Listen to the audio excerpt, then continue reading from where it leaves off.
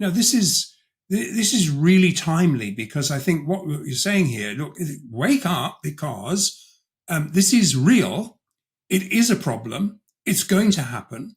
And obviously there is an opportunity. And especially, you talk about gold and silver. I mean, look at every other currency, every other fiat currency that prices gold and prices silver has been through the roof a lot, led the way higher. And I look at CNY silver, Euro silver. Forget 2011 highs in dollar silver. It's through the roof. It's just every day. It's higher and higher and higher.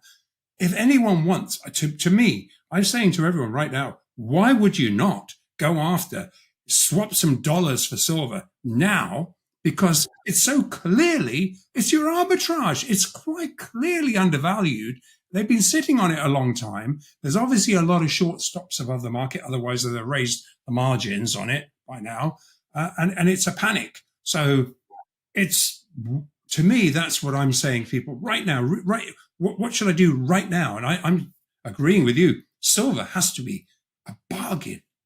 Yeah, oh, absolutely. And I mean, there's absolutely no monetary use priced in it. I mean, you've got a gold silver ratio of 80 odd. If it was going to be priced properly as money, you'd be looking way below that. I don't think we get back to the sort of Sir Isaac Newton, 14.5 ounces of silver to 1 of gold type thing. But I can easily see this below 30, in this sort of panic. And that does give you, sort of huge outperformance. And of course, the other thing is that while the institutions might be fretting about where the hell we're going to get all this gold, the average investor, the man who feels that he's missed out on the gold run is going to go for silver. He's bound to. Because apart from anything else, he doesn't have to fork out the thick end of $4,000 for an ounce. He can buy an ounce for around about 47, 48. So that is extremely attractive, I think, to most people. So I do see a bit of leverage there.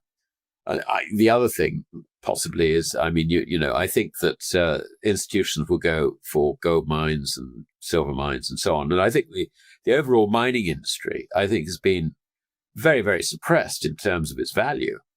If you look at the main indices, they're more or less, talk about mining's, gold mine index or whatever.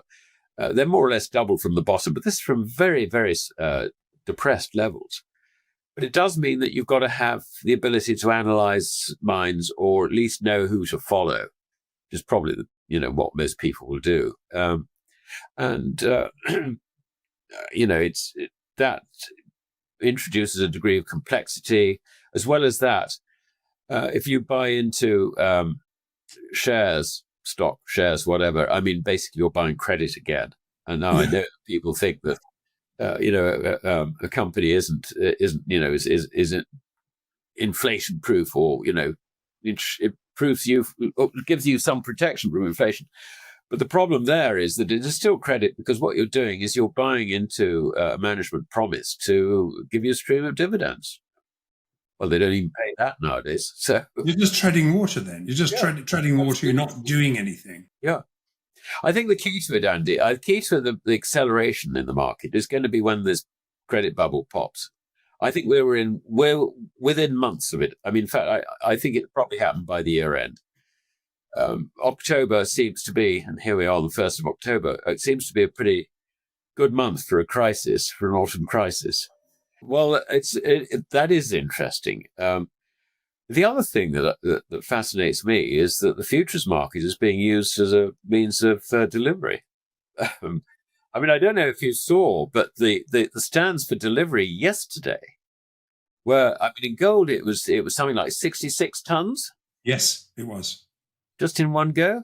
Silver was still huge. 24 tons. Still 24 tons to sell to deliver. Yeah. And silver was huge too. I mean, that was 1,500 tons or something. I did work it up. I can't remember what it was. But this is enormous. I mean, what it means is that the gold that's been delivered this year, or stood for delivery, this year has totaled about $950, 950 tons this year alone. And if we're looking at silver, I think the figure is something like 11,500, 12,000 tons. I mean, these are enormous numbers. They really are.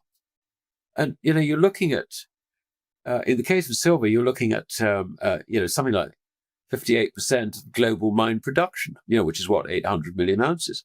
I mean, what is going on? You've got to go and buy a future in order to get your bullion.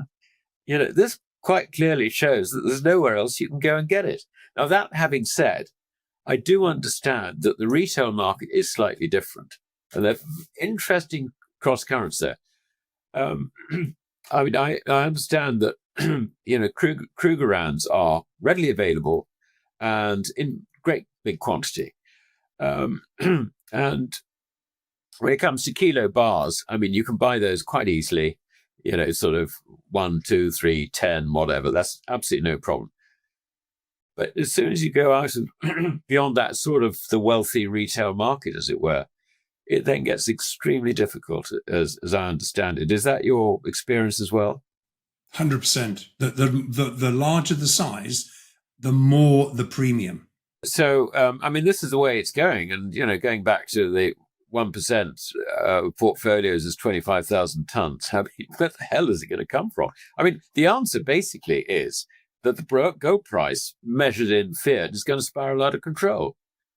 And then, of course, you got the implication about what is the value of fiat. Now, we all turn around and say, well, is gold going up rather than fiat going down? Yeah, but, that's going to force the Chinese, I think, into a situation where they have got to start considering sooner rather than later a gold standard to protect their yuan, because their yuan will be going down along with it. Unless they protect it. And the other thing, which so far nobody, I think, actually understands, is that when you get the end of the fiat currency system, essentially you're predicting the collapse of their purchasing power. Everybody in the investment management industry thinks that, okay, inflation's a bit sticky, but it'll probably come down next year. We're going to get cuts in interest rates. Wrong. Prices are going to rise hugely. But of course, the thing that nobody really appreciates is it's not prices rising, but it's the purchasing power of the currency collapsing. I really do think we're in for a period which looks like replicating what happened in Germany between 1922 and November 1923. We'd already had a post-war decline, a substantial decline in the purchasing power of the Reichsmark. It steadied between 1920 and late 21, when there was a stock market crash. We've got a credit bubble here. That's going to crash. So this is actually a replication, if you like, of end of World War I, end of COVID. Okay? Purchasing power of currencies goes down. In other words, we saw inflation rising, interest rates rose with it. Now it is stabilized. And we've got a lovely period of anybody who's got anything in the stock market is doing wonderfully, thank you very much indeed. Making lots and lots of money with his Nvidia and his Bitcoin and God knows what. That is just absolutely the same as 1920 to 1922, the end of 1921. And what follows, we're about to see. And this is similar. It was the end of the Reichsmark. And it's going to be the end of the dollar and all other fiat currencies that sail with it. And what that means is, if you look at what happened, all the stories about, wheelbarrows full of cash and all the rest of it, and the complete collapse of values, like property, people making money. One way in which you really will make money as a manufacturer is to manufacture to export to Russia. Because Russia will go on a gold standard the moment China does. And what you'll see is your manufacturing costs sinking along with the currency, but your margins protected when you get paid in rubles or yuan. I mean, that's what Hugo Stinnes did, the inflation king, back in 1922 to 1923. He became the wealthiest man in the world. And basically his costs were in collapsing Reichsmarks, and his profits were in gold-backed dollars. And he owned something like a quarter of all German industry. When the thing ended.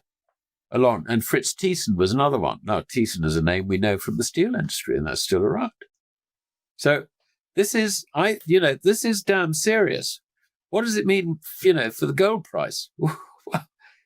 In a sense, it's irrelevant. What's really relevant is the moment people wake up and understand it's not prices going up, but their currency going down, then they will dump their dollar deposits, their credit, if they've got any, just to get the hell out of it, and buy food, I don't know, anything you can get your hands on, because you don't want the damn currency, because it's going to buy even less by the end of the day. That's what we're heading for. It's a horrifying thought.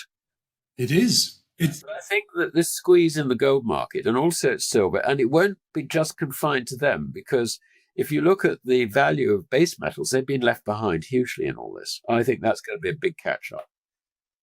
The overall consequences of this, I think, are going to hit everybody very, very badly. But it does mean that you've got to hoard gold as much as you can. Silver as well. Of course, the other thing is that governments could be stupid, as they always are, and they decide, we're going to confiscate gold. So keep it away from the government, keep it away from the banks, because the banks will do what they're told by the government. Keep it out from the banks, and don't tell anyone you got it. Silver, I think, would be a lot harder for them to confiscate that. I really do. So that makes silver especially attractive in this collapse scenario. And also, it's probably, I don't see necessarily that we'll be going out and spending our gold or whatever, because that's not the role of gold, really. What we will do is we will find, our currency, we will liquidate whatever gold we need for currency, whatever its value, as it's needed. And you'll be able to buy a nice big mansion and country estate and all the rest of it for, sort of 10 ounces of gold. That's what happens. But you need to get your Britannias, maybe. I mean, if you can get someone to accept your Britannias, they'll probably bite your hand off, but then you can buy all this. No capital gains tax either. So not on that, no, or on sovereigns. Yeah, which is again an amazing, because I sometimes say to people, look, don't tell Rachel. Don't tell Rachel. Yeah, exactly. But I think, maybe if you're going to buy a single kilo of gold, why not buy the equivalent in Britannias or in exactly. sovereign? The premium's only 2 or 3%. It's I know. It's nothing, absolutely nothing. And then you've not only that, we're living in a communist regime here, and they're coming after anyone that's got any wealth. And we don't even know how that's going to roll out, shortly. But